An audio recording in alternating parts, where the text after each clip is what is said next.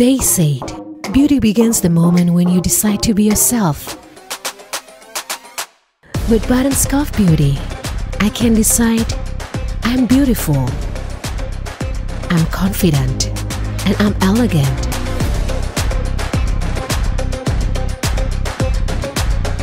Button Scarf Beauty made you look.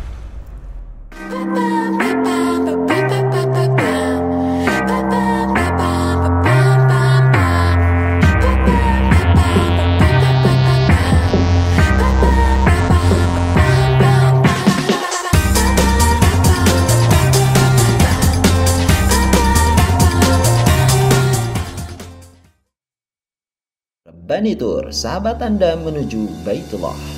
Rabbani Tour sudah berdiri sejak tahun 2011 dan merupakan salah satu dari 5 badan penyelenggara wisata yang bekerja sama dengan Saudi Tourism Authority. Sebagai salah satu travel umroh terbaik dan terpercaya di Indonesia, Rabbani Tour memberikan jaminan 100% berangkat. Kami memiliki beberapa program unggulan, diantaranya umroh reguler, umroh plus, dan wisata halal. Kunjungi website atau sosial media kami dan dapatkan informasi lebih lanjut melalui CS Rabbani Tour. Nah, itu tadi video-video dari pembicara kita di panel 1 ini dengan topik konsumen muslim kelas menengah, pembelanja royal. Baik, tanpa berlama-lama lagi langsung saja saya panggilkan para panelis panel 1. Yang pertama ada Bapak Yuswo Hadi selaku Managing Partner InVenture. Selamat datang Bapak, silakan langsung menduduki singgahsananya. Nah, Bapak Yuswo Hadi ini adalah seorang pakar marketing ya Pak, dengan pengalaman lebih dari 25 tahun sebagai konsultan dan telah melahirkan lebih dari 50 judul buku mengenai pemasaran. Salah satu bukunya yang juga menjadi bahan kajian untuk panel ini adalah Marketing to the Middle Class Muslim. Beri tepuk tangannya. Udah 70. 70 apa Pak? Oh, 70 buku. Wow, luar biasa ya. 50 aja saya rasa udah hebat Pak. Ini 70 buku luar biasa. 50 3 tahun yang lalu ya. 3 tahun. Udah 70. Baik, dalam waktu 3 tahun ya Pak. 3 tahun yang lalu ya benar. Kemudian panelis kedua kita ada Alisa Hawadi, co-founder dan VP of Public Relations from Button Scarf Beauty. Selamat datang Mbak, silakan duduk. Baik.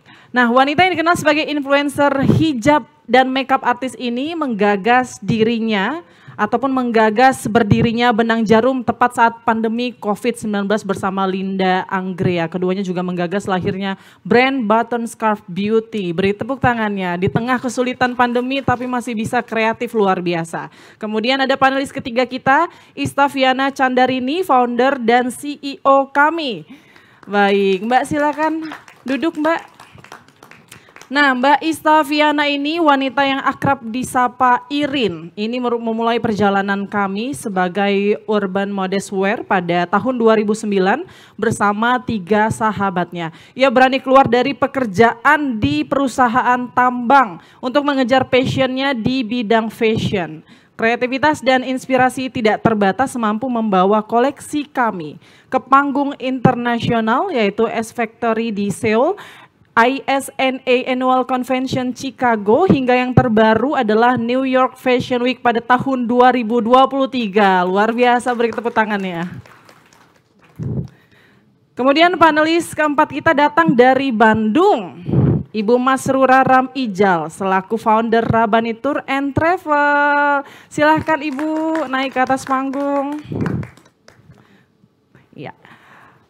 Nah, panelis keempat kita Ibu Masrura ini memiliki pengalaman 25 tahun dalam mengembangkan industri pariwisata dan perhotelan. Ia juga memiliki rekam jejak yang sangat baik di banyak proyek MICE, Overseas Business Meetings dan pameran di lebih dari 15 negara dan telah selesai dengan tinggi kepuasan. Maksudnya telah selesai begitu ya Bu ya. Ia membawa Rabbani meraih 4 penghargaan tingkat nasional dan penghargaan tingkat ASEAN. Beri tepuk tangannya. Dan yang terakhir, Enggak dong. Terakhir saya akan memanggilkan ke atas panggung kita Mbak PTS Fatima selaku Editorial Director Prana Group dan Editor in Chief Femina Media sebagai moderator. Baik, Mbak Peti ini luar biasa. Dia meraih gelar sarjana jurnalismenya dari Universitas Padjadjaran Bandung dan Magister Sains Manajemen Komunikasi dari Universitas Indonesia. Sebagai jurnalis, beliau juga mengikuti pelatihan di The Professional Publishing Course di Stanford University pada tahun 2000, kemudian juga di Yale University pada 2013. Beberapa inisiatif yang ia bangun untuk mengembangkan komunitas perempuan dan mengakselerasi kepemimpinan perempuan di Indonesia adalah Wanita Wirausaha Femina dan Indonesia Women's Forum. Langsung saja kepada Mbak Peti saya persilahkan waktunya. Terima kasih Putri. Tepuk tangan untuk Putri Windasari. Ini wajah Femina kita yang membanggakan juga. Salah satu pengembangan komunitas untuk teman-teman yang ingin masuk ke dunia entertainment atau juga ke televisi dan yang lain-lainnya. Selamat pagi semuanya.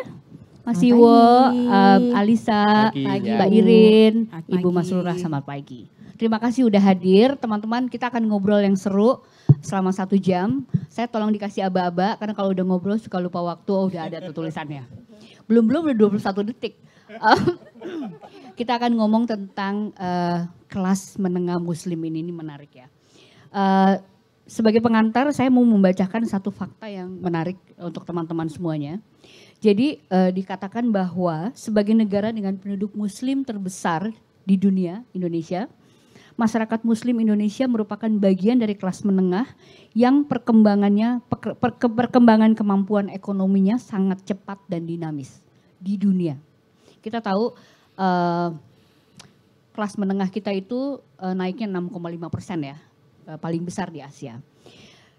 Dan jumlah kelas menengah muslim di Indonesia tahun 2020 menurut Boston Consulting Group sebanyak 64,5 juta atau 27,5% dari 233 juta penduduk muslim di Indonesia. Jadi besar banget. Ini adalah pasar yang sangat luar biasa kalau kita bisa melayani mereka. Karena sebagai sebuah atau sekelompok konsumen, kelas menengah muslim ini unik. Nanti kita ngobrol sama para ahli dan juga para pelaku. Nah, yang jadi problem itu adalah gimana tuh kalau kita memang ingin mengarahkan produk kita ke konsumen yang ini, apa yang harus kita cermati? Karena seperti yang saya sampaikan tadi, mereka ini punya gaya hidup yang berbeda, punya value yang berbeda, dan itu akan berpengaruh kepada keputusan membeli dia produk apapun, dari kosmetik sampai makanan apalagi, travel, dan beli peralatan yang lain. Jadi dalam semua aspek kehidupan mereka punya value-value yang harus diperhatikan oleh para pelaku ini. Kira-kira pengantar saya seperti itu.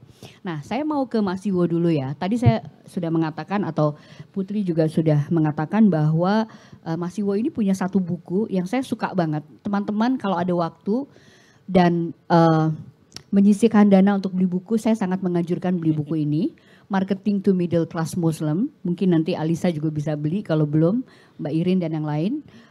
Karena ini bagus, maksudnya begini, kita tahu faktanya seperti itu, tapi buku ini bisa menggambarkan terus kita harus ngapain. Gitu. Jadi ada hasil research, ada analisa secara bisnis dan lain-lainnya dari Mas Iwo dan teman-temannya. Nah, mungkin itu pengantar saya buat Mas Iwo. Jadi boleh dong Mas kita sharing di sini apa yang ditemukan oleh Mas Iwo dan teman-teman dari InVenture ketika membuat buku ini dan kemudian buku ini menjadi viral dan juga sekarang mungkin siapa tahu bikin buku yang versi barunya tentang kelas menengah muslim ini. Silahkan Mas. Oke. Assalamualaikum warahmatullahi wabarakatuh teman-teman semuanya. Ini saya paling cakep ini di sini makanya. Jadi confident. Teman-teman, saya bikin buku ini tahun 2014 ya. Jadi teman-teman saya melihat satu revolusi, saya sebutnya revolusi pasar muslim. Itu teman-teman confirm saya terjadi itu di akhir 2000 di menjelang tahun 2010. Jadi 2008 2009 di mana revolusi pasar muslim ini terjadi terutama terlihat dari revolusi hijab sebenarnya. Ya, revolusi hijab. Teman-teman di awal-awal 2000-an atau apalagi di 1990-an itu hijab itu masih belum banyak dulu. Saya ingat di tahun waktu saya masih mahasiswa dulu Cak Nun itu bikin puisi judulnya Lautan Jilbab. Ya, kalau dulu namanya jilbab, sekarang namanya hijab ya. Tapi itu kira-kira 40 tahun yang lalu, tapi kalau kita ngomong lautan jilbab di tahun 90-an itu aneh, mana lautannya gitu, nggak ada gitu ya. Teman-teman saya sudah riset, sudah confirm bahwa mulai terjadi puncak ya, critical mass orang mbak-mbak itu pakai hijab itu di 2008-2009 ya. Makanya kemudian dari situ, wah ini, dan nggak cuma hijab, kemudian kosmetik, kemudian hotel, syariah, kemudian bank ya, itu semua. Makanya di dalam buku ini ada 11 industri teman-teman yang saya identifikasi sebagai konsumen kita itu sekarang tidak hanya cari, kalau teori branding, marketing, konsumen itu carinya dua value itu. Ada namanya functional benefit sama emotional benefit ya. Jadi kalau misalnya bedanya Starbucks sama McD itu apa gitu ya. Nah, itu McD itu kita nyari namanya functional benefit ya, nyari ayamnya enak gitu ya. Tetapi kalau di Starbucks itu kita nggak cari kopinya enak, bukan ya. Yang dicari adalah emotional. Jadi mau keren-kerenan ya, taruh di IG, ini aku lagi di Starbucks, itu namanya emotional value. Tapi teman-teman sejak 2010 awal itu menarik di Indonesia karena tiba-tiba muncul value yang baru, value yang ketiga. Dan ini insya Allah seluruh buku marketing di dunia nilai ini nggak ada, ya karena yang bikin buku marketing itu orang-orang Barat kan nggak ngerti spiritual ya. Tetapi di Indonesia terjadi ada yang namanya spiritual value. Ya, spiritual value itu artinya orang nyari produk itu dilingkan kepada produk itu taat sama Islam nggak gitu. Kalau produk itu punya ketaatan terhadap ajaran Islam, maka saya akan beli gitu. Kalau enggak, saya enggak beli gitu. Jadi bagian dari preferensi ketaatan satu produk itu terhadap nilai-nilai Islam. Itu teman-teman yang saya temukan di awal 2010-an, maka kemudian di 2014 itu saya riset 3 tahun, terus kemudian saya temukan kira-kira apa sih motivasi orang yang cari spiritual value tadi itu gitu. Nah ini yang saya bilang teman-teman, konsumen Indonesia itu berubah dengan sangat cepat karena munculnya value yang ketiga ini. Ya, makanya kemudian saya bikin segmentasinya, nanti boleh kalau misalnya mau saya sharing segmentasinya boleh nanti. Ya. Mungkin pengantarnya itu dulu. Oh, pengantarnya itu dulu. Baru pengantar aja kita udah bengong ya. Oke. Atau boleh langsung ininya Belum, nanti biar rahasia. Seru ya. Oke. Jadi teman-teman, pengantarnya sangat menarik. Kalau di Indonesia berbicara mengenai pasar kelas menengah muslim ini ada spiritual value. Gitu, dan mungkin spiritual value itu bisa menjadi sangat luas, artinya tidak cuma sekedar halal gitu. Karena ada hal lain yang juga terlibat di situ. Nah, saya selalu saya gambarkan spiritual value itu apa gitu. Ya, nah, boleh kalau ditanya spiritual value itu apa, saya tanya ke mbak-mbak ini kalau pakai hijab sama nggak pakai hijab bedanya apa gitu. Ada yang mau jawab? Santai aja. Pakai hijab sama nggak pakai hijab bedanya apa? Kalau nggak pakai nggak pede Mas. Pakai nggak pede ya Bu Mas. Makanya saya bilang kalau kita pakai hijab itu kita confident masuk surga gitu ya. Jadi kita menemukan keteduhan, kita menemukan makna hidup. Itulah yang disebut sebagai spiritual value teman-teman. Ya, jadi kalau kita ke Starbucks kita pengen dilihat orang lain kita di Starbucks. Kalau kita ke McD kita pengen ayamnya enak gitu. Tapi kalau spiritual value itu kita begitu pakai hijab ya atau pakai bank syariah itu rasanya hati itu jadi tenang. Nah, itulah yang disebut sebagai spiritual value. Oke. Sekarang pembicaraan yang kedua, pertanyaan yang kedua. Jadi tentang belief system ini saya baca di buku ini bahwa kesalahan yang paling utama kalau kita menyasar pasar kelas menengah muslim itu menganggap semua orang Islam itu sama. Nah, itu. Kelas menengahnya sama. Ternyata enggak. Nah, itu boleh diceritain. Jadi apa aja? Boleh ditampilkan segmentasinya atau matriksnya panitia barangkali. Teman-teman, ini saya bilang kebetulan hari ini saya posting di IG itu pagi-pagi ya gara-gara seminar ini. Saya bilang bahwa kesalahan terbesar brand muslim adalah melihat bahwa marketer brand muslim itu menganggap muslim di Indonesia itu semua sama. Dan itu kesalahan terbesar semua marketer di Indonesia di seluruh dunia. Ya, jadi saya bilangnya tuh Rambo. Rambo tuh nembaknya ngawur ya, pelurunya 300 yang kena 3 gitu ya. Tapi kalau sniper itu nembak pelurunya 1 kena 1 gitu. Teman-teman, ada 4 jenis konsumen muslim yang saya coba mapping. Ini juga saya sudah ukur jumlahnya berapa, persentasenya terakhir di 2020 ketemu angka-angkanya. Dan ternyata yang paling besar itu rasionalis ya. Jadi ini segmennya, boleh matriksnya. Ini bisa di screenshot teman-teman, ini bagus banget. Ya, nah. Jadi saya baginya teman-teman itu ada rasionalis, ada universalis, ya, ada konformis, ada apatis ya. Nggak usah ngomong teknisnya lah, nanti kelamaan. Tapi dari kata-kata yang di bawahnya itu barangkali gampang kita memahami. Rasionalis teman-teman itu intinya gue dapat apa, ya. Jadi sebenarnya yang bawah itu adalah ngelihat, ya kan matrik itu ada 2, yang bawah itu ngelihat seberapa konsumen itu melihat penting produk itu taat sama Islam atau enggak, itu yang bawah. Ya, yang matrik itu yang aksis yang bawah. Kalau yang atas itu ngelihat kita itu quality itu penting enggak gitu. Ya, kalau ke atas quality penting, kalau bawah price penting gitu kira-kira. Ya, kalau yang vertikal ya, yang vertikal bacanya, kalau yang ke atas itu quality penting, ya. Kalau bawah quality nggak penting, yang pokoknya yang penting harganya murah gitu. Kalau yang kiri ke kanan, yang horizontal, itu kalau kiri ada Islam nggak ada Islam nggak penting. Kalau yang ke kanan, oh nilai-nilai Islam dicangkokkan ke dalam produk, itu penting gitu. Ya, kalau ada horizontal, ada vertikal, maka kemudian ada 4 segmen itu. Yang paling kanan atas namanya universalis, itu adalah segmen yang dia penting kualitas sama penting spiritual. Oke. Ya, makanya saya sebut di situ Islami itu lebih penting. Ya, kalau yang rasionalis itu nilai Islam nggak begitu penting. Ya, gampangnya suruh milih BSI sama BCA, udah milih BCA gitu misalnya. ATM-nya banyak barangkali atau muamalat misalnya ya. Nah, gitu. Jadi dia ngelihat cuman manfaatnya ya duniawi gitu ya. Kalau yang konformis itu adalah saya tulis di itu pokoknya harus Islam. Jadi kalau suruh milih BCA atau muamalat atau BSI, pokoknya harus muamalat atau pokoknya harus BSI. Nah, kalau universalis menarik ya. Universalis itu menarik ya. Dia itu yang penting tuh Islami. Kenapa? Dia barangkali lebih milih, mohon maaf ya ini contoh aja ya. Body shop ketimbang Wardah misalnya. Ya, Wardah itu jelas-jelas Islam kan, body shop enggak, ya. Nah, tetapi body shop itu secara Islami, nilai-nilai Islam itu ada di dalamnya. Ketika dia bilang promote against animal testing, promote commodity trade, itu sangat Islami.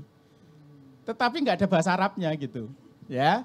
Jadi substansinya Islam, karena Islam itu rahmatan lil alamin. Islam itu enggak hanya untuk kaum muslim tapi juga untuk semua umat gitu ya. Karena nilai-nilainya itu universal sebenarnya. Makanya itu saya sebut sebagai universalis. Jadi kadang-kadang dia nggak lihat tulisan Arabnya atau ijonya, tetapi substansinya adalah Islam gitu. Itu yang saya sebut sebagai universalis. Nah, riset saya 2014 teman-teman, yang paling gede rasionalis. Jadi ini semua muslim ya. Paling gede rasionalis. Yang paling gede adalah rasionalis teman-teman. Ya, tetapi di 2020 ya, itu masih tetap gede rasionalis, tetapi universalis naik sedikit. Teman-teman, saya ramalkan market muslim Indonesia itu ngarahnya akan ke universalis. Kenapa begitu? Ya, karena ke atasnya kita itu semakin kaya, semakin pinter, semakin ngerti produk. Itu yang ke atas. Nah, knowledgeable dia. Kalau yang ke kanan, saya meyakini bahwa orang Indonesia itu ini beda dengan di Eropa, karena di Eropa itu gereja sekarang banyak dipakai jadi kafe sekarang. Ya, kosong gitu ya. Di Indonesia enggak. Di Indonesia itu makin lama kaum muslim itu makin religi.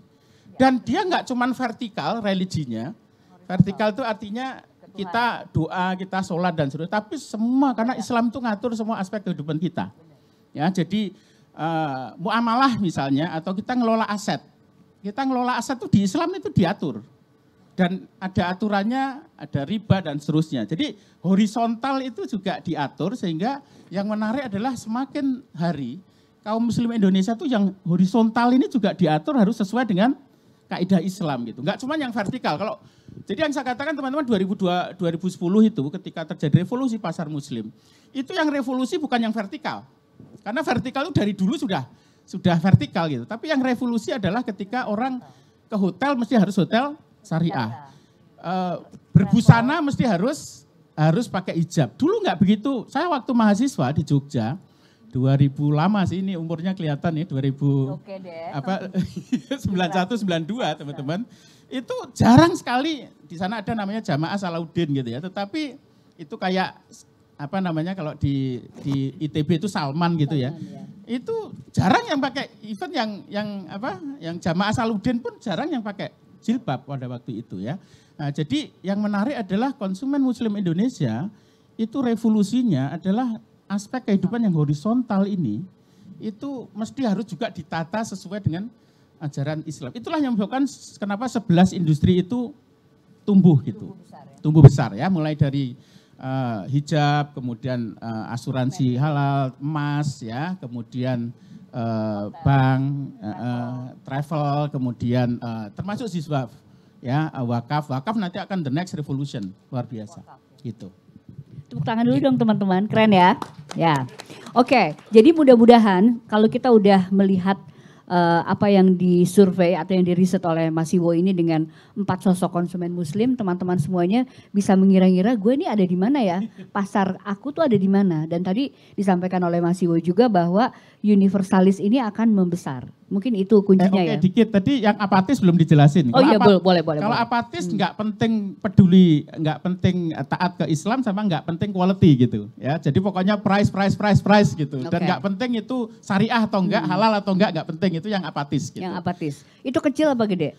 Justru pada waktu pandemi itu naik gede sekali. Jadi yang terjadi pada saat pandemi, jadi saya 2014 sebelum pandemi, 2020 akhir itu setelah pandemi, yang terjadi adalah rasionalis itu turun ke bawah, ke apatis, terus kemudian yang konformis itu agak naik dikit, ya universalis agak naik dikit. Karena ada 212 konformis, jadi kalau konformis pokoknya Islam, nggak pakai Nah, makanya teman-teman kalau mau promosi ke konformis itu pakai ustadz, pakai Quran. Tapi kalau universalis itu kadang-kadang ustadz itu nggak mempan, karena dia ada aspek emotional benefitnya sama spiritual. Tapi kalau yang konformis itu murni dia spiritualnya. Makanya ustadz itu sangat di influence-nya sangat gede sekali. Jadi influencernya ustadz ya? Ustadz. Oke. Atau pokoknya baca Quran lah. Pokoknya yang berbau hijau dan seterusnya. Hadis gitu, begitu dibacain langsung klepek gitulah ya. Langsung membeli ya. Tetapi kalau yang universalis itu mesti harus rasionalnya gimana gitu. Tadi contohnya body shop itu mungkin secara tulisan Arab nggak ada. Ya. Jadinya value-nya. Value-nya adalah Islami gitu. Halalnya nggak ada gitu. Betul. Ya, tetapi nilai-nilainya itu Islami gitu. Oke, ini menarik ya. Sekali lagi kita bicara ini dalam konteks marketing ya, jadi bukan dalam konteks yang lain. Dan mungkin juga Alisa, Mbak Irin dan Ibu Masrurah jadi mikir ya, pasar kalian masing-masing itu yang mana sebenarnya gitu ya. Nanti mungkin boleh share kalau memang mau kita bahas di sini. Saya mau ke Alisa sekarang. Kita tahu button scarf dan teman-temannya ini, benang jarum dan lain-lainnya itu kalau menurut saya adalah game changer.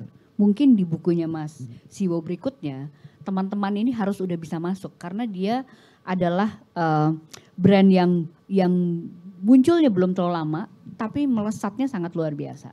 Dan dipersepsi sebagai brand yang keren, bagus, must haves bagi kelas menengah muslim yang perempuan.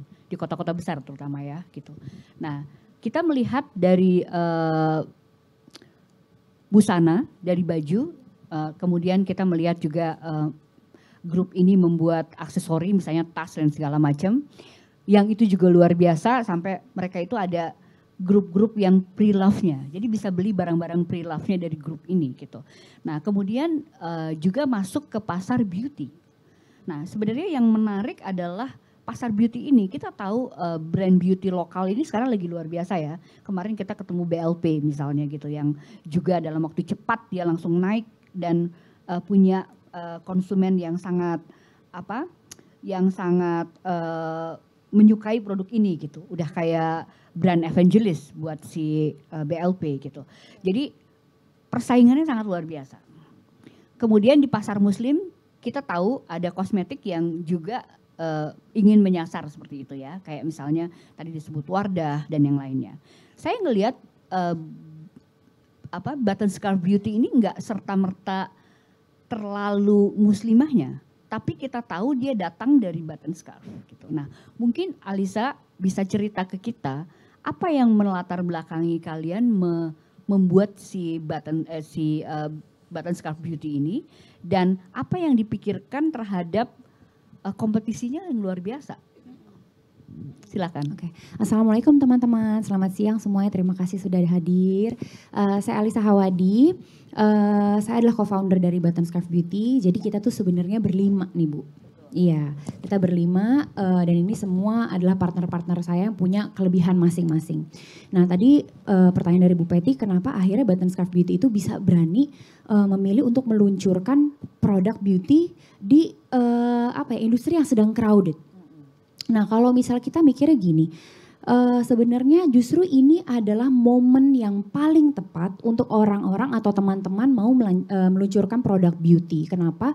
Karena awareness orang Indonesia terhadap produk lokal itu tuh udah lagi tinggi-tingginya. Jadi bisa dibilang berdasarkan riset sekarang juga orang-orang Indonesia itu malah nggak terlalu mau beli produk luar. Mereka lebih suka pakai produk lokal, bukan hanya karena kecintaan mereka terhadap produk lokal aja, tapi mereka merasa gue nih dapat produk Indonesia jauh lebih bagus loh, jauh lebih harganya juga jauh lebih oke, kualitasnya lebih oke, dan memang mungkin secara value tuh sama gue gitu. Nah jadi pada saat Button Scarf Beauty ini meluncurkan produk pertamanya, ini tuh justru bukan kendala buat kita untuk meluncurkan produk di tengah-tengah crowdednya industri beauty ini. Tapi yang menurut aku lebih challenging itu adalah karena Button Scarf Beauty itu ada yang udah familiar belum sama produknya Button Scarf Beauty? Ada ya? Udah ada. Kalau misalnya ada teman-teman yang belum familiar sama Button Scarf Beauty ini, sebenarnya Button Scarf itu kan kalau Button Scarf itu kita grupnya Modinity namanya. Jadi memang kita perusahaan itu, anak perusahaannya banyak sekali termasuk juga Benang Jarum dan Button Scarf Beauty. Kita kenapa merambah ke beauty? Karena sebenarnya fashion sama beauty itu tuh kan Bu ya, dia tuh satu arah gitu. Jadi kalau misalnya orang-orang sekarang ke Button Scarf itu pasti mereka tuh belanja dari head to toe, nggak perlu kemana-mana lagi. Alisnya ada, iya jilbabnya ada, peniti ada, sepatu ada, daleman ada, baju renang ada, anduk pun ada, home living semua tuh ada gitu. Jadi memang kita pengen ngerasa kayak oh iya ya kita tuh ada fashion dan beauty itu, industri beauty itu bergesekan sekali gitu kan sama fashion, makanya kenapa kita meluncurkan produk beauty. Terus yang tadi saya sebut sebelumnya menjadi salah satu tantangan buat kita, Button Scarf itu kalau teman-teman familiar, memang produk-produk kita itu tuh dia harganya up there lah. Jadi pada saat kita meluncurkan produk Button Scarf Beauty, yang paling sulit adalah karena harga kita itu mahal. Dan orang tuh kayak, kok lu di antara banyaknya produk-produk lokal yang lagi gonjang-ganjing murahnya ini, kenapa lu tiba-tiba sendirian ada di atas itu harganya? Karena kita starting price kita tuh di atas 200.000. Kita baru ngeluncurin shading sama blush on itu harganya 300 ribuan. Dan kompetitor brand-brand lokal kita yang lainnya itu startingnya 100 ribu, 200 ribu. Kenapa? Nah itu yang menjadi challenge buat kita sebenarnya Bu gitu. Nah kenapa? Tapi kalau misalnya teman-teman familiar sama produk-produknya Button Scarf, Benang Jarum, memang kita itu adalah brand yang sangat percaya dengan kualitas. Kualitas. Dengan kualitas yang bagus itu kita rasa pasti itu akan menjadi menjadi power buat kita supaya orang-orang tuh juga tanpa perlu gimmick-gimmick yang lain juga mereka udah yaudah dia nggak perlu gimmick juga tahu produknya bagus gitu. Dan kebetulan saya adalah makeup artist. Linda, founder saya itu juga adalah makeup artist dulunya. Jadi saya dan Linda itu paham betul dengan industri ini. Ini bukan industri yang kita tuh coba-coba. Saya tidak kuliah kebetulan Bu. Saya dari SMA memutuskan untuk langsung Sempat kuliah 1,5 tahun, tapi karena saya nakal, nggak suka sekolah, pindah sekolah seumur hidup 9 kali, sukanya dandan. Sukanya dandan dan sukanya ngomong. Iya, kebetulan kalau bisnis saya suka Linda. Makanya kalau misalnya ada acara-acara kayak gini disuruh maju saya, karena saya suka ngomong. Gak tahu, saya suka aja di panggung. Kalau kata ibu saya dari kecil, ini Alisa orang demam panggung, ini panggung yang demam sama dia gitu kan. Jadi emang saya senang tampil dan senang sekali beauty gitu. Jadi saya ambil sekolahnya itu makeup artist, hairstylist, dan esthetician. Esthetician itu belajar mijit, pedicure, manicure, waxing, totok semuanya. Sekolah vokasi jadinya ya, Iya. masuknya sekolah vokasi. Nah jadi pada saat itu saya jadi makeup artist, saya merasa kayak ini adalah spesialis saya gitu. Dan saya selalu ngerasa kenapa orang Indonesia itu sebenarnya kecintaannya terhadap produk itu tuh udah di atas ini. Tapi kenapa belum ada yang berani untuk menyentuh pasar mahal, menyentuh pasar menengah ke atas untuk produk beauty. Biasanya kan orang-orang kayak ya harga-harga drugstore lah gitu. Oke, ini menarik ya teman-teman ya. Di antara banyak produk yang mungkin maunya pricingnya nggak membuat terkejut, Button Scarf Beauty justru mematok harga di atas rata-rata harga produk beauty lokal. Nah, tadi belum terjawab tuh ceritanya Alisa bahwa apa yang menyebabkan Button Scarf Beauty ini begitu percaya diri naruh 200.000 ke atas itu.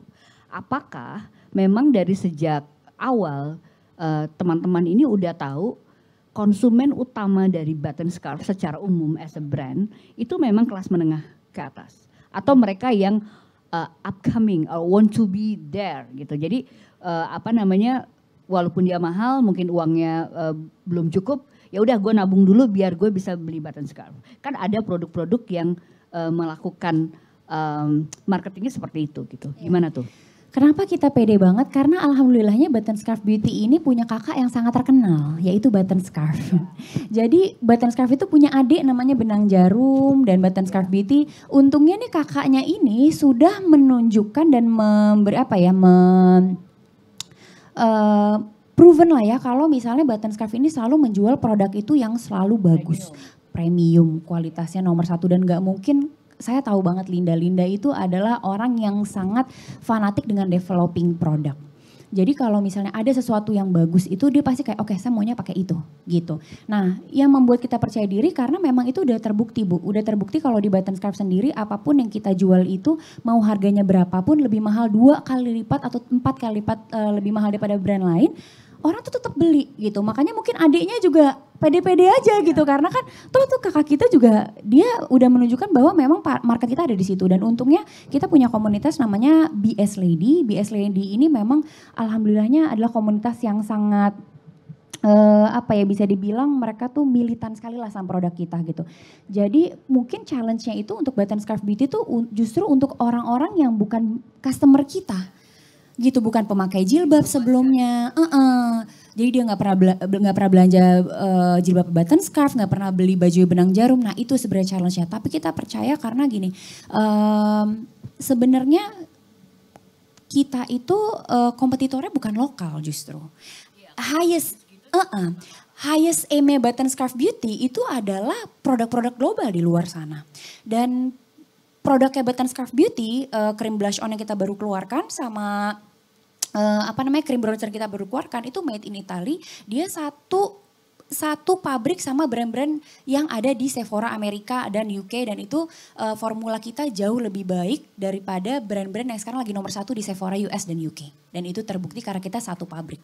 Oke, boleh tepuk tangan? Boleh. Oke, jadi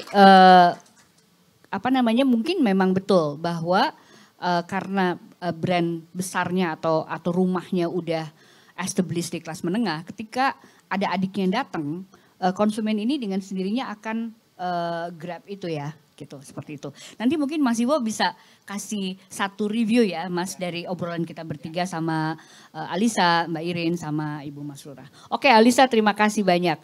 Sekarang saya pengen ke Kami. Kami ini kalau ini pandangannya Femina ya. Kalau di antara brand-brand modest wear, sebenarnya kami ini punya ciri yang sangat unik. Biasanya dipakai oleh orang bekerja, gitu ya. Banyak jadi orang perempuan-perempuan aktif itu memilih kami sebagai salah satu brand baju muslim yang dipakai untuk sehari-hari.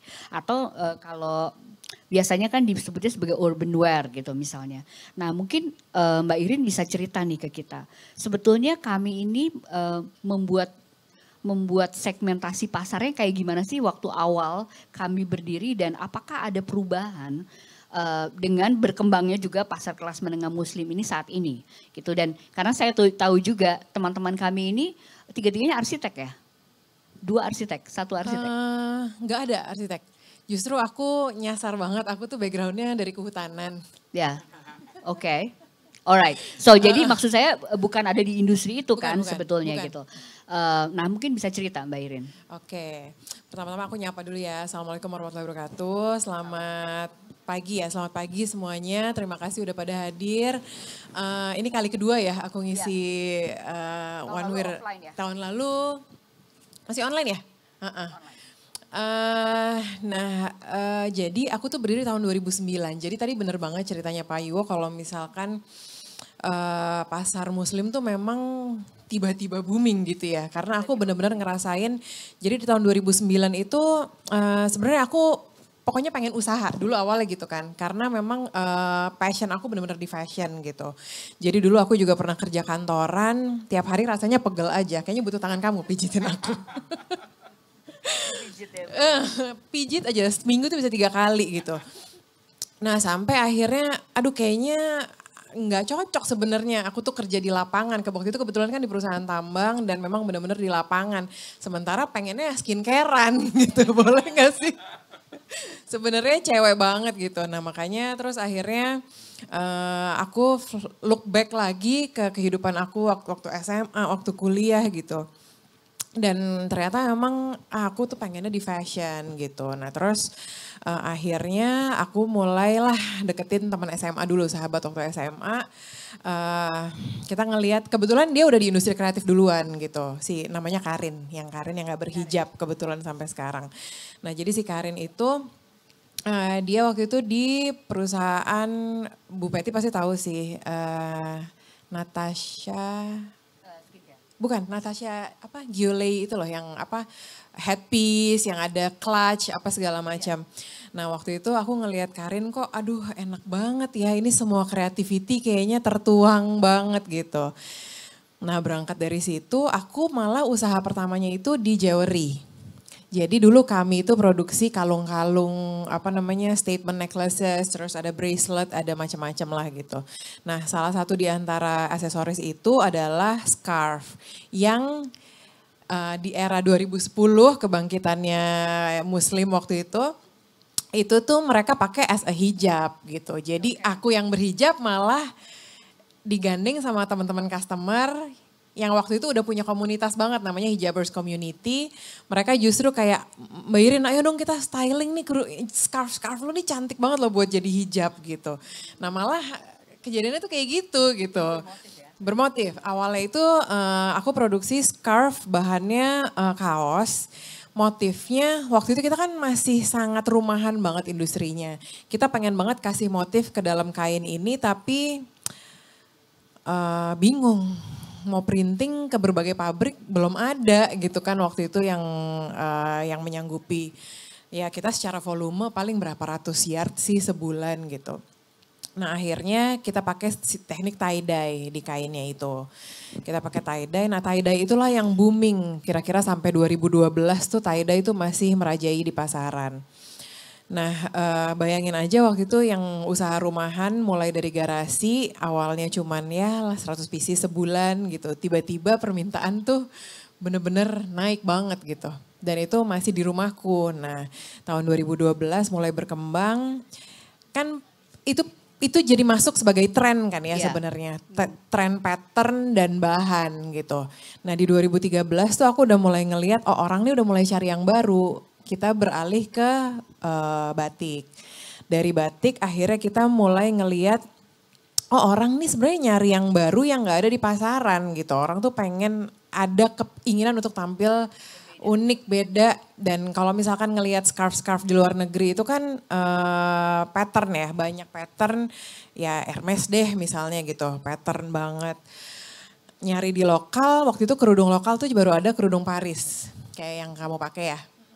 Dulu baru ada kerudung Paris, terus banyak yang ngeluh, aduh bosen banget gitu, ini mesti gue apain ya gitu.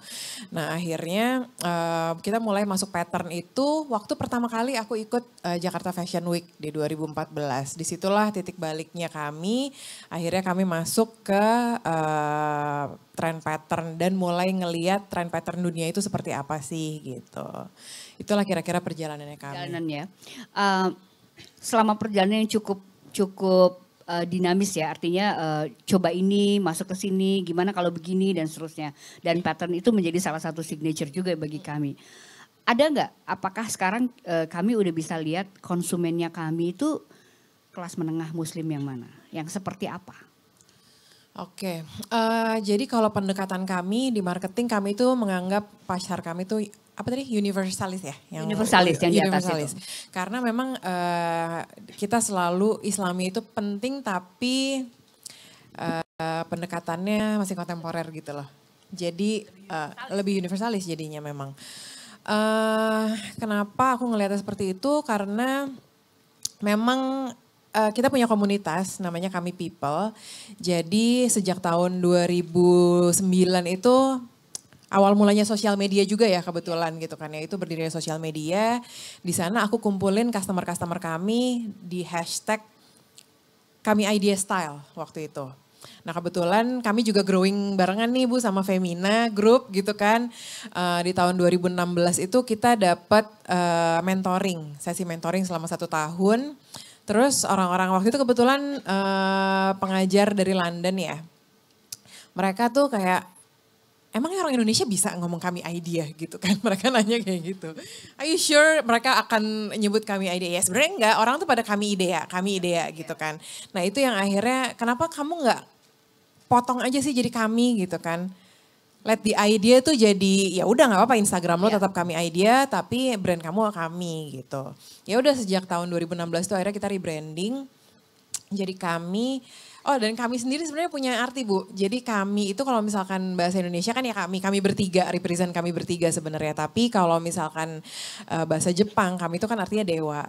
Nah itu di situ sebenarnya virtue keislamannya gitu. Aku pengen ya kita tuh selalu dibantu Tuhan lah dalam memproses segala creativity ini gitu.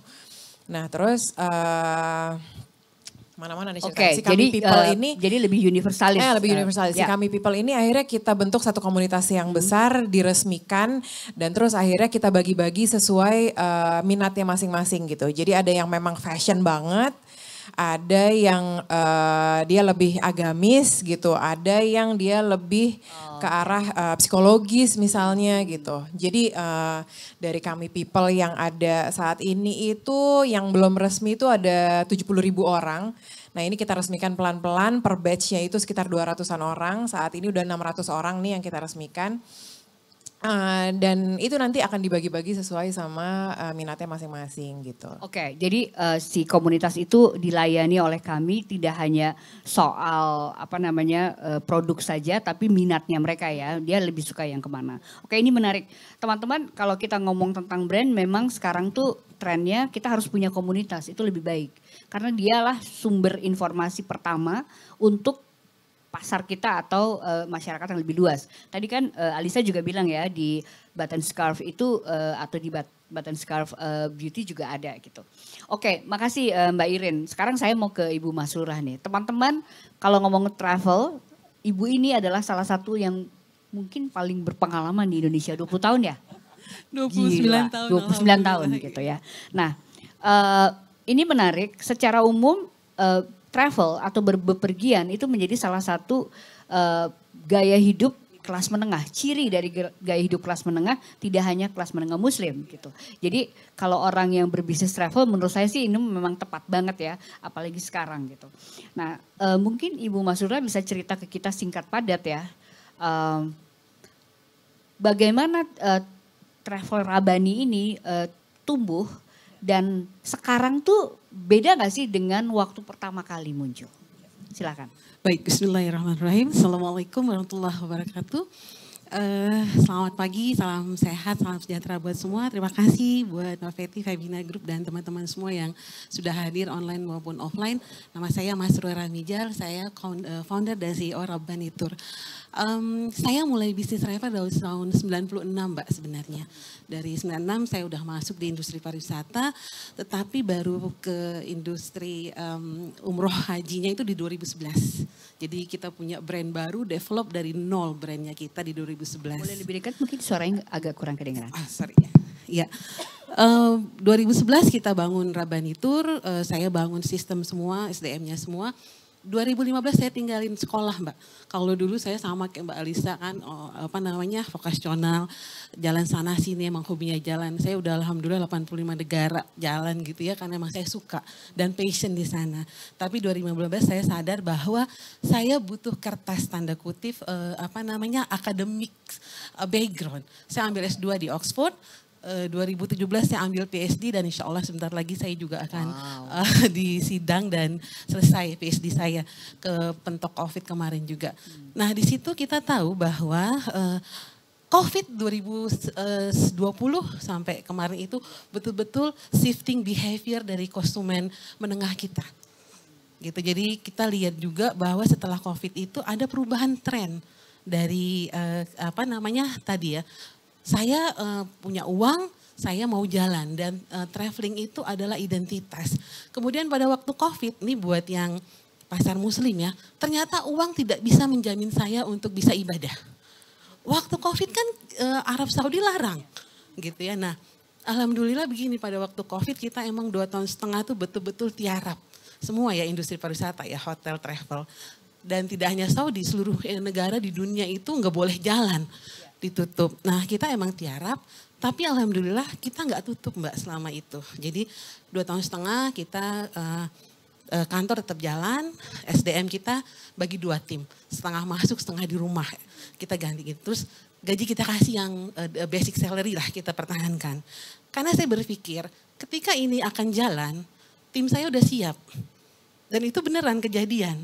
2022 Juli abis haji, Saudi bilang oke, umroh jalan. Kita langsung tim masuk semua, kita cuma butuh 1-2 bulan, kita lari. Sementara teman-teman lain kan, waduh, udah mulai jalan, kantor udah tutup, sewanya habis, tim udah bubar gitu ya. Nah ini salah satu juga kenapa kita bisa cepat larinya. Dan milestone-nya itu adalah ketika Oktober, kami ditelepon, di email dan diminta oleh Saudi Tourism Authority untuk menjadi salah satu BPW, Biro Perjalanan Wisata Umroh yang MOU dengan mereka. Untuk memasukkan lebih banyak wisatawan umroh dan wisata ke Saudi. Nah ini yang menjadi milestone-nya kita. Nah ternyata kenapa gitu kok kami bisa bertahan? Nah ini juga satu rahasia. Dari dulu saya itu selalu tekankan ke finance kami, uang sisihkan ya. Karena saya udah dari 96 buka travel, 98 ngalami krisis, 2004 krisis, 2008 krisis. Pada waktu krisis, yang bantu kita itu hanya tabungan.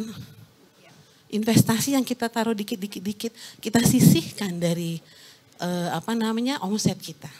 Nah ini yang mungkin teman-teman nggak terlalu aware gitu. Yang ini yang kita simpan dan ini yang jadi penyelamat kita. Walaupun kita kocar-kacir sama seperti teman-teman yang lain. Tapi alhamdulillah kita diselamatkan oleh itu. Dan tadi spiritual value. Di Rabani itu Mas saya setuju. Kita punya komunitas dan itu kita engage dengan mereka. Salah satunya kami punya namanya Majelis Cinta Rabani. Nah memang kami alokasikan $10 dari penjualan paket kami untuk dialokasikan kegiatan sosial. Ternyata konsumen kami yang udah pernah jalan dengan kami itu mau ikutan join. Jadi misalnya kita bikin kurban di pelosok gitu. Seperti itu. Nah ini salah satu value juga buat kita engage dengan konsumen kita. Ya. Oke, ini menarik ya.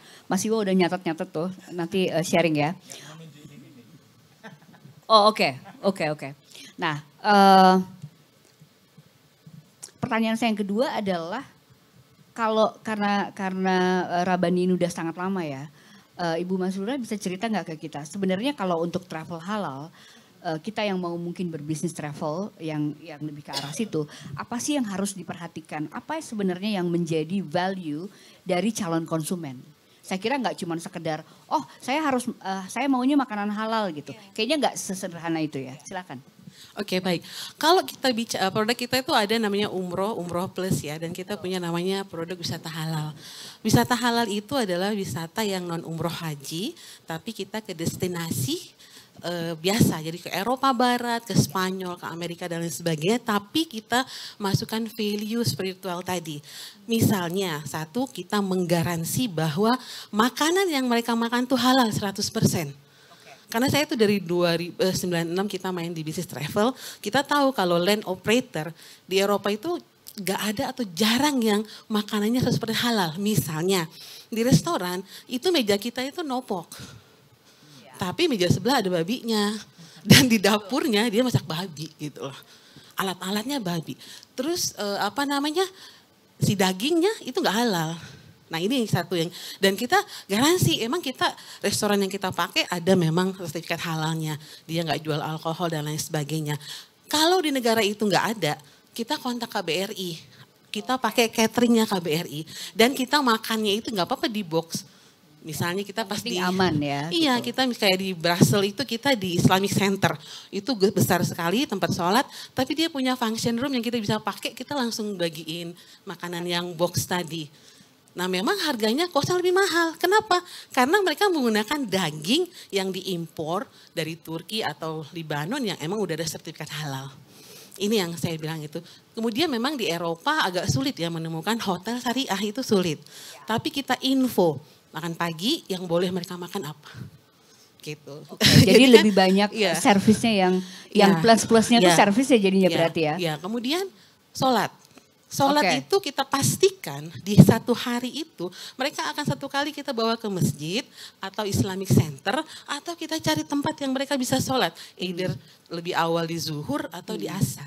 Kalau malam kan bisa di hotel. Betul. Gitu. Betul. Terus kalau kunjungan sih biasa. Artinya kita ke Menara Eiffel juga. Kita ke Volendam. Tapi lebih ke servis-servisnya yang kita memastikan. Bahwa mereka kan rihlah ya kalau kita bilang dalam Islam. Bagaimana mungkin mereka mentadaburi nikmat Allah tapi mereka kufur karena waktu sholatnya enggak sholat siangnya gitu. Terus makan makanan yang enggak halal seperti itu. Nah itu yang kita jaga sebenarnya. Jadi lebih banyak servis yang diciptakan untuk si pasar travel halal ini ya. Menarik. Betul. Masih ada waktu. Ya. Mas Iwo, saya ke Mas Iwo. Setelah mendengar apa yang diceritakan oleh Alisa, oleh Irin, oleh Ibu Mas Lura. Sebetulnya kalau dalam konteks tadi kita lagi bercerita mengenai konsumen pasar kelas menengah muslim ini apa kesimpulannya Mas Iwo? Mungkin yang Alisa ya pertama ya. Jadi teman-teman saya bilang kadang-kadang marketer itu, saya bilang kalau teman-teman nggak berani di atas ya, beraninya cuma di bawah ya, price-nya sama kira-kira itu aku bilang si entrepreneur ini males gitu ya. Nggak ngerjakan PR-nya. Karena brand yang hebat adalah brand yang dia mampu bikin brand equity dan dengan brand equity yang kuat ya, dengan brand yang kuat ini dia punya keleluasaan untuk premium pricing. Ya. Jadi brand yang bagus selalu dia akan premium pricing. Mungkin istilah tepatnya bukan premium pricing tapi premium profit lah. Jadi karena kalau Indomaret itu harganya nggak mahal gitu ya. Tetapi karena volumenya gede ya profitnya akan gede gitu ya. Jadi nggak mesti mahal gitu ya. Tetapi kalau kasusnya Alisa, teman-teman harus berani mahal ya. Jadi marketingnya sebuah promise ya. Tapi harus deliver gitu. Ya, jadi jangan promise tapi nggak deliver. Artinya apa? Kalau kita udah promise di atas, harga di atas, maka dicangkokkan 3 value tadi itu agar harga itu terkerek gitu. Ya, jadi dicangkokkan emotional value, ya, functional value sama spiritual agar apa? Agar harga itu naik gitu. Nah, saya bilang males karena dia nggak mau building brand, harganya yang diturunin gitu. Ya. Nah, itu yang menurut saya teman-teman kebanyakan entrepreneur yang UKM kadang-kadang masih mikirnya pokoknya kita price nggak berani promise untuk tinggi gitu. Kan berarti nggak berani take risk gitu. Karena makanya beliau ini berani take risk gitu. Naik ke atas, Karena belum tentu kecapai juga gitu ya. Nanti kalau misalnya kok nggak ada yang beli kan akhirnya ujungnya kan turun pelan-pelan turun kan. Nah itu tapi kalau kita stick ya, kayak Louis Vuitton itu 150 tahun memang untuk mencapai kayak begitu ya. Nah, kalau kita baru 5 tahun ya memang berat tapi mesti harus istiqomah, mesti harus konsisten. Branding is sebuah konsisten, marketing is sebuah konsisten gitu ya. Makanya begitu mungkin nyambung juga ke yang dua, yang lain ya mengenai segmen.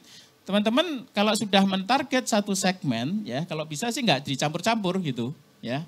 Nah, kita ini selalu kan begitu ya, rumput tetangga lebih hijau dan semakin kita nangkep semuanya, semakin kita nggak dapat semuanya. Ya, itu yang paling sulit. Jadi sebenarnya modal terbesar entrepreneur itu masalah perseverance, masalah disiplin, masalah istiqomah gitu ya. Jadi kalau sudah kita tetapkan universalis ya, kalau universalis ya, tapi terus kemudian konformis ya, itu agak sulit menurut saya nyampur, ya, bertolak belakang. Terus yang kedua kebetulan kasusnya juga banyak community ya.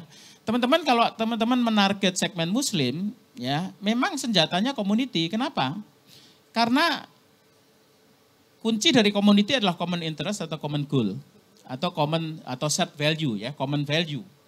Nah, kalau teman-teman menarget segmen muslim, common values-nya itu sudah ada di Islam gitu ya. Sehingga kenapa kalau kita target market muslim, maka mesti harus komunitas di mana shared values-nya atau common values-nya, common goal-nya, common interest-nya itu adalah nilai-nilai Islam.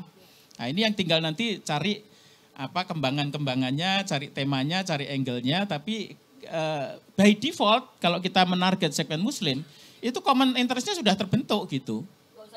Nggak usah mikir-mikir lagi gitu, jadi lebih efisien gitu. Mungkin itu tambahannya. Oke, keren ya. Oke, Mas Iwo mau share itu, disebutin aja kali ya. Nah ini mungkin teman-teman kan selalu yang jadi pertanyaan adalah, tadi ada, mungkin boleh ditunjukkan ininya apa namanya? Yang kotak tadi. Kotaknya tadi, teman-teman.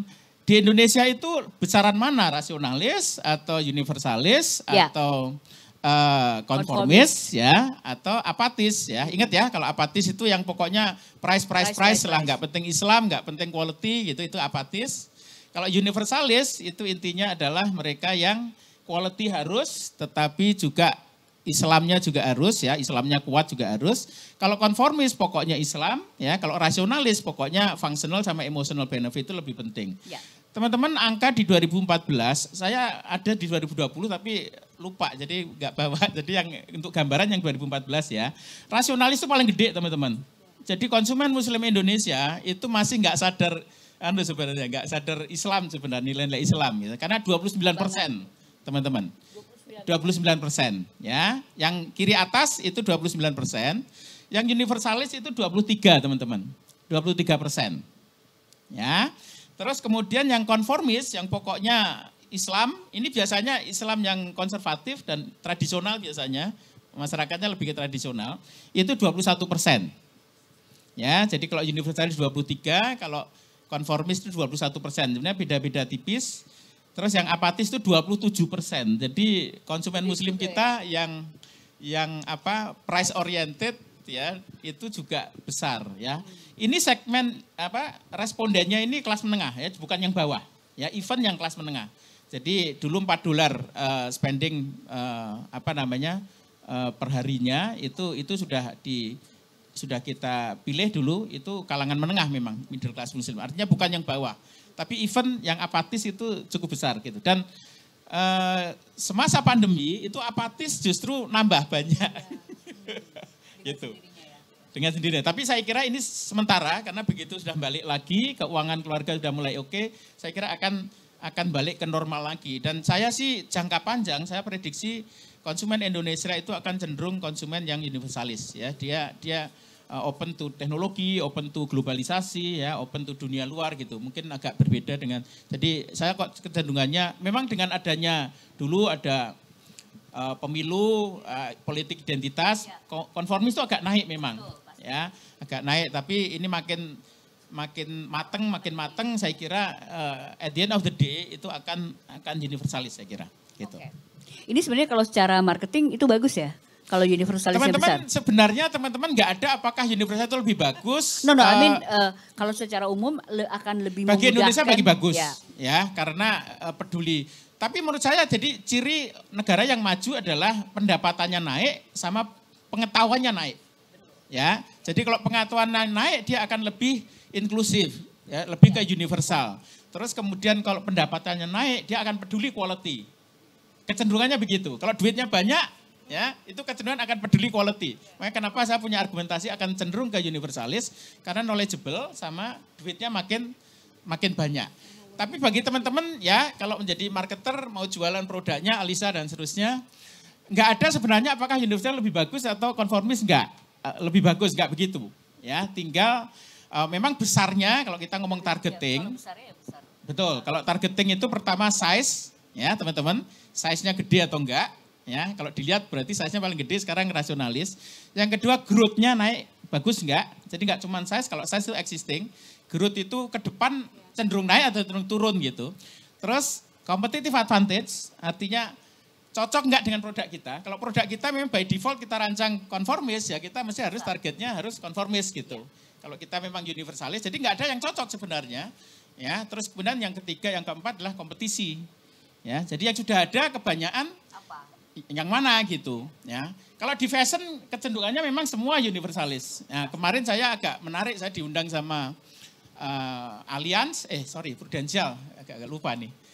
Prudential, dia mau minta workshop ya, saya suruh menjadi leader untuk workshop. Menariknya adalah dia mau target yang justru yang konformis gitu. Karena apa? Karena konformis itu biasanya loyal teman-teman. Jadi konformis itu kalau kita sudah ngerti, ya sudah nempel, lengket di produk kita, itu biasanya dia keluar itu susah gitu. Tapi kalau universalis biasanya keluar masuknya gampang gitu.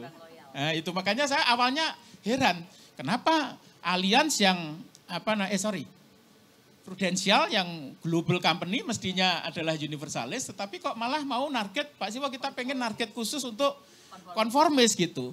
Nah, setelah kita discuss rupanya alasannya adalah karena Pak Siwo kalau konformis setelah memang mungkin agak sulit ya.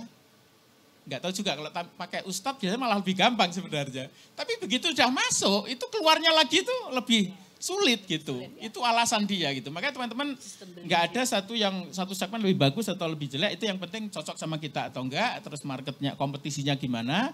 Kemudian size-nya sekarang gimana, growth ke depan gimana, itu mesti harus dilihat. Gitu. Dilihat ya. Oke, terima kasih Mas Siwo. Teman-teman, saya masih punya waktu 4 menit. Jadi saya mungkin ingin minta masing-masing pembicara kita, mohon maaf kita nggak bisa menerima pertanyaan untuk sementara, juga teman-teman yang ada di online. Pertanyaan saya terakhir untuk semua teman-teman adalah, apa rencana teman-teman semua dengan brandnya masing-masing untuk tahun depan? Karena tahun depan ini tahun yang sangat menarik untuk Indonesia, tahun politik, kita akan ganti presiden dan lain-lainnya, pasti ada berhubungan dengan semua iklim usaha dan lain-lainnya dalam konteks kelas menengah muslim ini. Mungkin dari Ibu Masura dulu. Ya, di kita memang untuk target tahun ke depan ya, kita memang tadi Mas di kelasnya universal. Dan memang karena kita 67% penjualan kita itu dari online. Jadi memang, jadi kita akan memperbesar size itu, kemudian juga kalau dulu kita orientasinya masih ke service excellent, kita sekarang sudah mulai shift ke customer experience. Jadi insya Allah mulai ke depan kita akan lebih fokus ke customer experience dan dengan memaksimalkan behavior daripada kelas menengah muslim ini untuk meningkatkan omset kita nanti di tahun depan. Terima kasih. Oke, customer experience ya. Terima kasih Mbak Irin. Kami mau ngapain nih? Oke. Singkat padat Mbak. Jadi di tahun ini kan kita ada 26 cabang. Dan memang channel penjualan terbesar kita tuh offline. Kira-kira online tuh memegang sekitar 20-25% lah gitu. Nah jadi di tahun depan kita akan terus ekspansi untuk offline-nya. Tapi kemudian juga memperbesar stok online gitu. Jadi memang. Jadi seimbang lah ya online offline-nya ya. Gitu. Oke, thank you. Alisa? Kalau Button Scarf Beauty kebetulan belum punya toko. toko sendiri ya.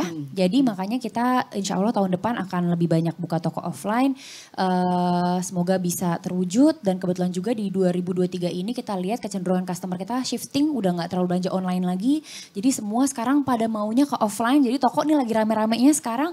Plus juga ini waktu yang tepat untuk Button Scarf Beauty untuk ekspansi ke offline store karena mereka pengen tahu apa sih yang bikin ini produk mahal. Gue gak mau belanja di online, pengen lihat langsung, pengen coba langsung. Jadi insya Allah tahun depan, starting tahun ini juga mungkin kita bisa punya banyak toko Button Scarf Beauty. Customer experience juga sama ya. Thank you Alisa. Last but not least. Jadi teman-teman sekarang sudah kelihatan tanda-tandanya ya. Jadi politik identitas itu mulai terjadi dan kayaknya nanti memang ada dua kelompok dan satunya kayaknya memang pakai identitas Islam ya. Jadi teman-teman di tahun depan hati-hati ya karena sentimen kadang kita kalau teman-teman pasti ada sosial media kan. Nah, sosial media itu gampang nanti sangat sensitif kalau ketika satu kelompok gitu mengidentikan dengan brand teman-teman terus kemudian brandnya bisa jadi reputasinya atau image-nya bisa jadi kurang jelek gitu. Maka teman-teman saya cuma pesan aja hati-hati ya karena nanti akan banyak sekali kalau sudah sosial media itu liar, viral segala macam jadi tiba-tiba teman-teman karena brand itu barang yang paling rapuh ya, fragile ya, bangunnya bisa ratusan tahun, puluhan tahun ya, bertahun-tahun tetapi bisa jatuh hanya dalam semalam karena adanya apalagi sekarang di era sosial media itu kita jaganya itu lama tetapi jatuhnya itu cuma bisa semalam itu bisa jatuh betul ya berarti bisa jatuh kena ada viral misalnya. Makanya teman-teman harus hati-hati main di tahun depan, terutama yang punya menggunakan komunitas, menggunakan user generated content atau sosial media, karena itu paling sulit untuk kita kendalikan. Ya, komunitas juga sulit untuk dikendalikan, karena semakin komunitas itu otentik, istilahnya organik, itu makin bagus sih, semakin itu kita biayai, kita bentuk, makin nggak bagus gitu ya. Viral juga begitu terbentuk bukan karena kemauan kita tapi karena kemauan netizen gitu, makanya hati-hati ada satu isu bisa menghantam brand kita sehingga kita membangunnya lama dalam semalam hancur gitu. Hancur ya, gitu. Itu catatan yang sangat penting ya untuk teman-teman untuk tahun depan. Oke, saya akan mengakhiri panel kita yang pertama, konsumen muslim kelas menengah, pembelanja royal dan sebaiknya loyal. Mudah-mudahan kita bisa mencapai itu. Terima kasih banyak Mas Iwo dari Inventure, Alisa dari Button Scarf Beauty, Mbak Irin dari Kami Idea, dan Ibu Masrurah dari Travel Serabani. Terima kasih banyak teman-teman, saya tidak akan menyimpulkan karena kita udah banyak sekali. Yang penting kita bisa mendapatkan ilmu baru pada hari ini. Terima kasih, selamat siang. Baik, terima kasih. Putri. Baik, terima kasih Mbak Peti selaku moderator dan beri tepuk tangan untuk keempat panelis kita di panel 1 hari ini. Terima kasih. Mungkin boleh berfoto bersama terlebih dahulu? Kita ngadep sana aja fotonya ya. Oh boleh, ganti background, oke. Biar enggak backlight, yes. Boleh Mas, boleh pose loh ya Mbak ya. Boleh pose ya ini belakangnya, boleh. Kalau mau pose supaya nanti fotonya ditunjukin ke keluarga di rumah, ini saya ada di sini nih gitu kan. Baik. Yang di belakang pose dong. Atau mungkin kalau berdiri nggak apa-apa juga kali ya pesertanya ya. Supaya biar kelihatan rame gitu ya. Jadi nggak ketutupan.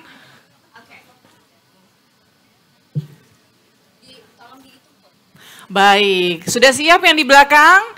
Oke kita hitung. 1, 2, 3. Yes ganti gaya. 1, 2, 3. Jangan lupa senyumnya sekali lagi ya Mbak. 1, 2, 3.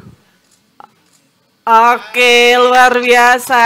Terima kasih untuk Mas Yuswo Hadi, pakar marketing, Mbak Alisa Hawadi, co-founder dan VP of Public Relation from Button Scarf Beauty, Mbak Istaviana Candarini, founder dan CEO kami, dan Mbak Masrurah Ram Ijal, founder Rabani Tour and Travel.